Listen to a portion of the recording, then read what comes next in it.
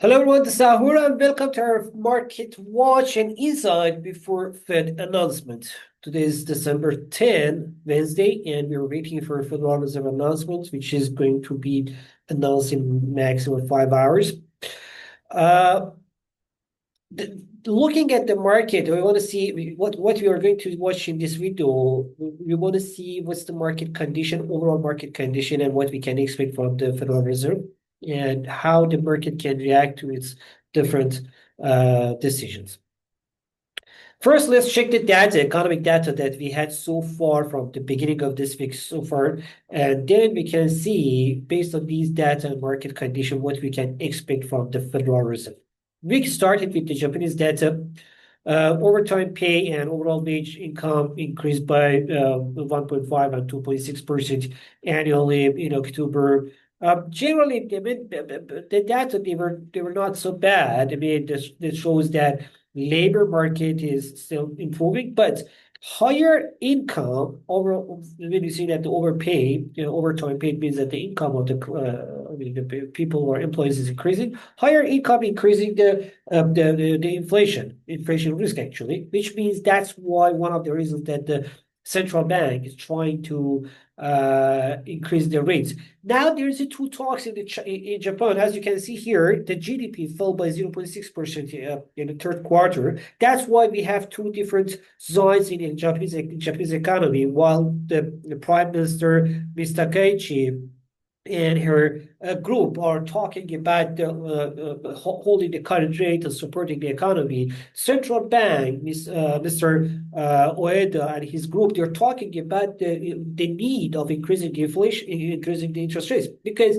the difference between the interest rate in Japan and other economies, it increased this spread, it increased the pressure on the Japanese yen.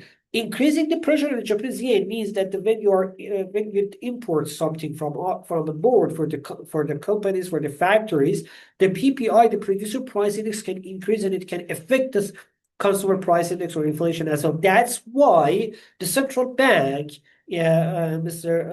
Ueda, is trying to convince the government that now it's better to hike their rates for at least 25 basis points. When I'm talking about trying to convince, yeah, the central bank is a separate with the government, but the thing is difference between being a separate and being against. These are very important topics that we have to talk about, especially these days when we are talking about that are Trump and the White House, they are somehow trying to affect the central bank decision. Yeah, they have to. I mean, the government for its business, actually, for its policies, we had better to say, should affect the central bank. I mean, should at least try to affect the central bank decision. But it doesn't mean that the central bank should listen it. They are two different things. I mean, each side for each benefit should try, but finally, when it's come to making a decision, yeah, they should be independent. But we can't say that they shouldn't try. Or others think that the central bank and the government, they are not against of each other. They are separate, but they are not against of each other. They are together like two wings of the economy to improve the economy. That's very important topic, which means which should be watched carefully and closely. So that's what we are talking about. That's when we are talking about the economy, the central bank. That's why I'm trying to say that Mr. Ueda is trying to convince the Mr. Takaichi. I'm not convinced. It doesn't mean that they need to convince each other, but they better to understand each other. So later, the other data which we had, very important data which we had this week so far, it was from the China, where we saw the Chinese export improved by 5.9% in November, while import increased only 1.9%. That's, again, another sign that the Chinese biggest economic challenge right now is not the tariffs, it's the domestic demand. Domestic demand increasing by 1.9% only in November before New Year. Yeah, the Chinese New Year is some now, but still the market effects. 1.9%, it means that the domestic demand is very low, and China, unlike all measures that they had in the recent months, still they couldn't convince the people, consumers, to spend the money.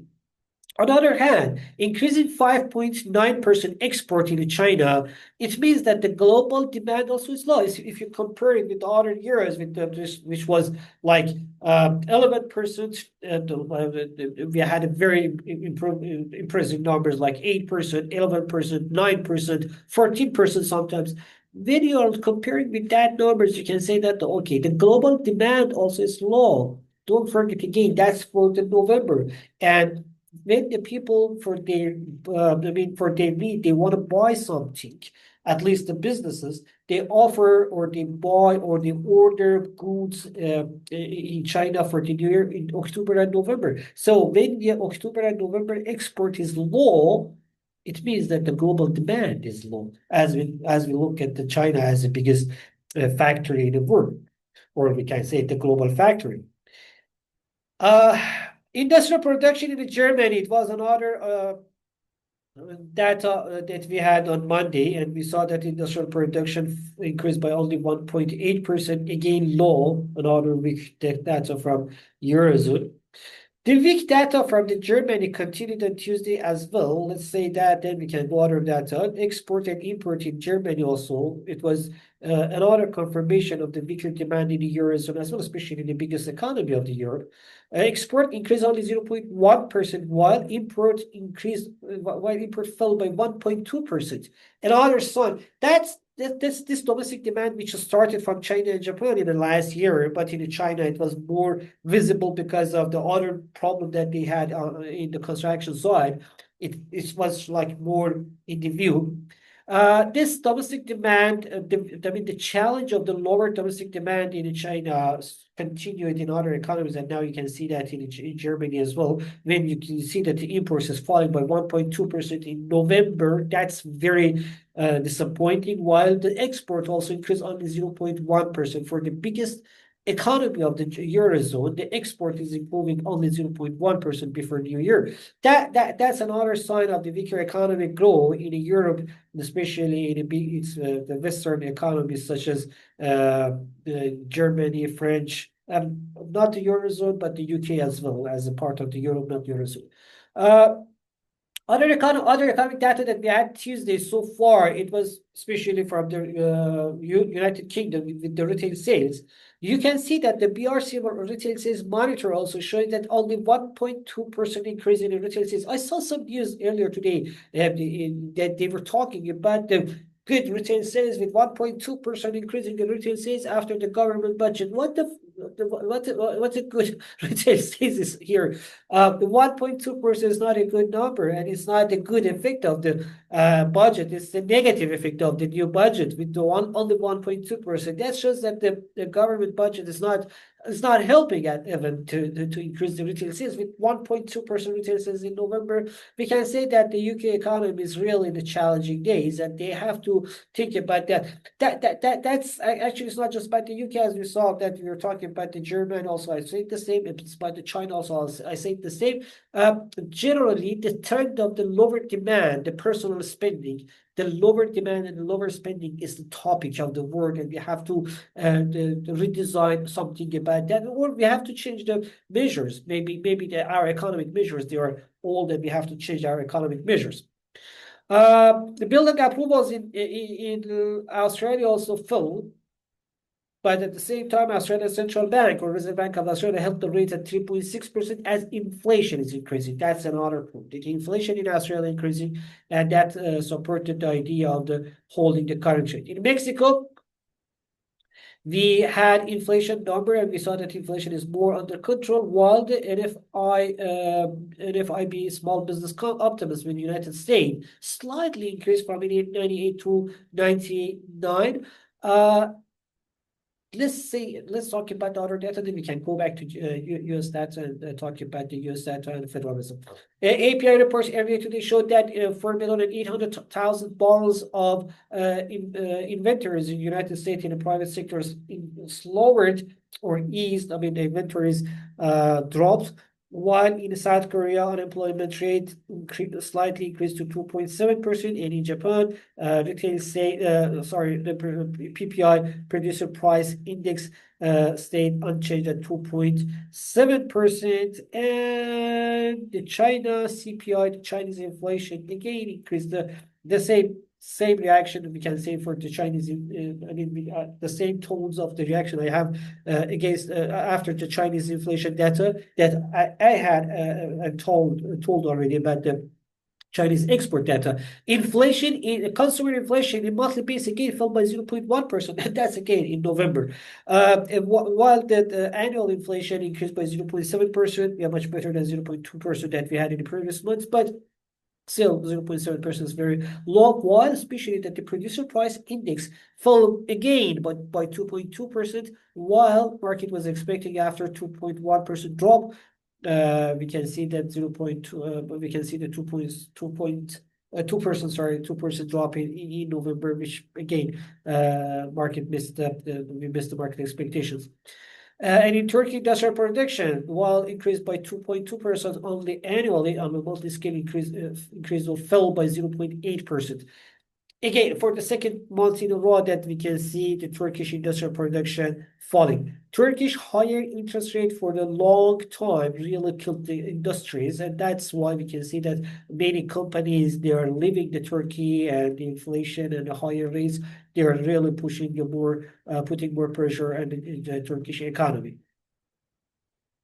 Industrial production in Italy also fell by 1%, while on the monthly scale and annually it fell by 0.3%. But let's go to the US data. MBA 30-year mortgage rate increased to 6.33 from previous 6.32. I mean, somehow we can say it didn't change. 6.3%. But application increased by 4.8%, which means somehow the market already believed that the rates should be around this, and they're not hoping any changes in the near term. That's why the application for the rates increased, for the mortgage increase. And especially we can say actually that can be another reason of the getting closer to the near, and the changing of changing the home also sometimes happening before that. But generally we can say, okay, the market is somehow accepting this rate of this level of the rates, and lower interest rate in the short term, it sounds like slightly unlikely, especially at least for the next, maybe today we gotta have the 25 basis point rate cut, but after that it's a little bit hard to convince ourselves that the Federal Reserve is going to cut the rates by more rapidly. Later today, we're going to have the inflation the interest rate, and we expect the central bank or or Federal Reserve to cut the rates by 25 basis points, the interest from 4% to 3.75%. But that's what the market already has given it the chance for more than 87%. So now we have more than 87% chance for the rate cut. So that's why we can say that's not a question somehow. We will see this rate cut. But what we have to watch is these numbers: interest rates projections and inflation projections, interest rate projections and inflation projections. These numbers in a long term, we have to see that what central bank is deciding to do. What we can see, the dot plots. The dot plots is very important. We can understand these numbers from the dot plots.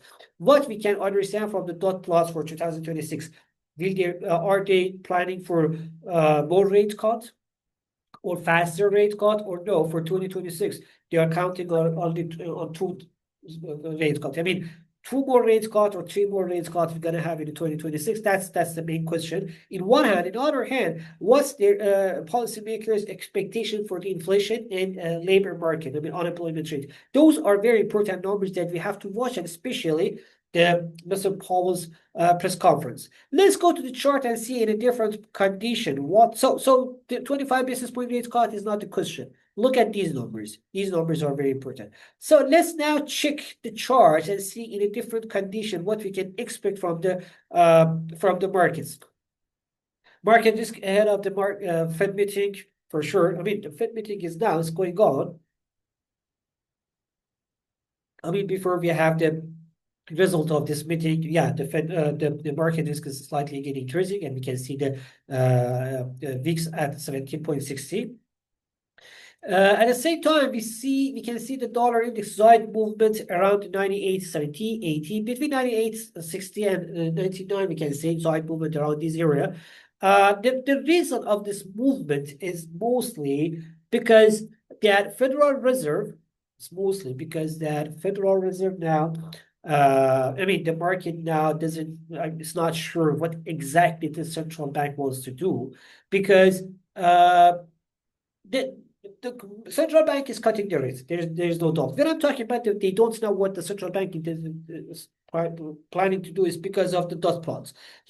Previous meeting in November 13, we saw that November 28, we saw that the central bank, they cut the rates, but at the same time they increased the economic growth expectations, they lowered the unemployment rate, they increased the inflation expectations. So this dot plots, it was against of it was against of decision.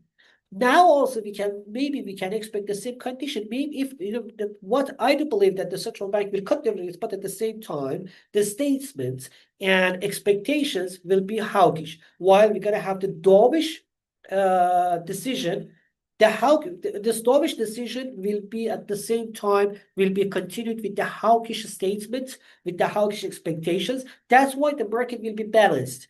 So what I do expect, if the market going to balance, if we see the dovish decision and the market goes, the expectation for the rates cut, also we're gonna have the three rates cut expectations for 2026, then we can have the pressure on the dollar index. But if we see two rates cut expectation for 2026 at the same time, a little bit like, which is hawkish expectations, and for now the market just like 25 basis point rate cut, which is already expected in the market price. We can see that in the prices.